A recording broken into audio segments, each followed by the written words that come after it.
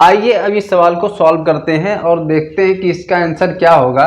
ये सवाल एसएससी के एग्जाम में पूछा गया था। एसएससी में ये सवाल 2017 में पूछा गया था और इसको हम सॉल्व करके देखते हैं कि इसका आंसर क्या होगा। चलिए इसको हम बड़े ही सिंपल वे में और आसानी से सॉल्व करके बताते हैं कि इसका आंसर कैसे सॉल्व करना है। इसको इस टाइप के सवाल को देख के डरना नहीं है। सबसे पहले क्या करेंगे कि यहाँ लिखा है 1.331 ब्रैकेट में पावर -1 और उसी के जस्ट नीचे पावर -2 है। तो हम सबसे पहले क्या करेंगे कि 1.331 ऊपर हम इसी प्रकार से लिख लेंगे जैसे लिखा हुआ है 1 का पावर -2 प्लस डॉट ऐसे 6 टाइम है 1.331 का पावर -6 6 बार लिखा हुआ है। नीचे ध्यान देंगे डिनोमिनेटर में इसके पावर 2 है तो 1.331 का पावर -1 हम क्या कर लेंगे कॉमन कर लेंगे। तो जब -1 पावर कॉमन कर लिए तो यहाँ बचा 1.331 का पावर -1।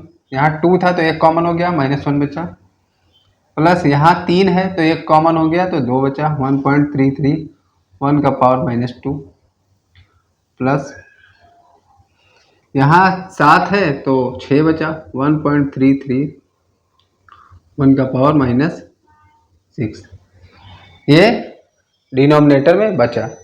तो आप देख सकते हैं कि नॉमिनेटर और डिनोमिनेटर की ये जो संख्या है ये सेम मिल रही है तो ये हमारा ऊपर से नीचे कैंसिल हो जाएगा। बचा क्या ब्रैकेट में था 1/3 इसको आप याद रखिए। बचा हमारे पास 1 के बटे में 333 का पावर -1 और बिग ब्रैकेट 1/3 ये बचा हुआ है।